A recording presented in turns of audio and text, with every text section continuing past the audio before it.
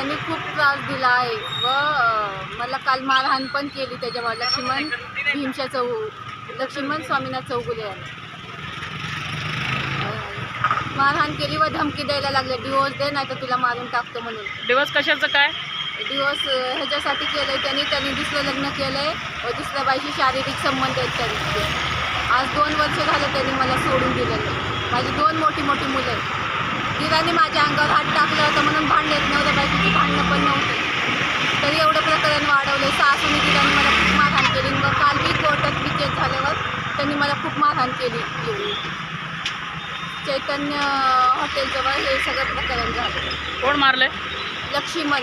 कशासाठी मारला? ती सही दे म्हणून. पोरं मागायची नाही, माझ्या भावाला त्रास द्यायचा नाही यासाठी. पोरं कोणाकडे आहे आता? पोरं त्याच्याकडेच आहे, भीमशा स्वामीनाथ चौगुले याच्याकडे. तुमचं काय अपेक्षा आहे? माझी 2 मुलं माझ्याजवळ पाहिजे आणि माझ्या नवऱ्याने ज्या बाईशी लग्न केलं त्यांनी पण मीडियासमोर यावं. म्हणजे तुझं मला न्याय मिळाला पाहिजे. मी जिल्ह्यामध्ये नाही, पुण्याची आहे, पण ते लोक मला धमकी देतात सारखं. मी त्याचं नाव सांगतात. पुण्याला कुठं राहतं? वाघोलीमध्ये राहते. आमचं इथं कोणच आधार नाही आहे. माझ्या आईवडिलांजवळ राहते मग वाघोली. इथं सोलापूरला कसं काय आलं?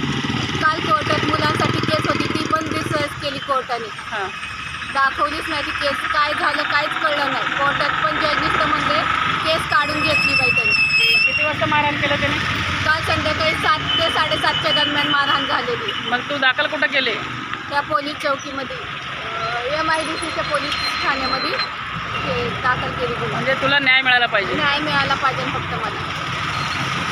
जिल्हा परिषदला तो एक शिक्षक आहे. शिक्षकांनी जर असं केलं तर पुढं काय आदर्श देणार आहे तो मुलांना, तुम्हीच सांगा. कोण शिक्षक आहे? भीमशा स्वामीनाथ चौगुले माझा नवरा शिक्षक आहे. हो.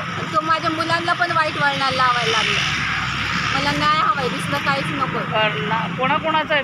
त्याला त्रास देणार कोण आहे? नवरा आहे माझा स्वतःचा आणि सासू आहे लक्ष्मण चौगुले, लक्ष्मण चौगुले व सासू बंगारावा चौगुले. ननंद पण आहे रेणुका सिद्ध लिंबाळकर. त्याने तिथंच राहते? सगळे एकत्रच राहतात ते. मग तुला नांदवायला नको म्हणतात ते मला नांदवायला. माझ्या नवऱ्याने दुसरी बाई ठेवलेली व दुसरं लग्न केलेलं आहे त्यांनी. आज 4-5 वर्ष झालं तिला ठेवलं.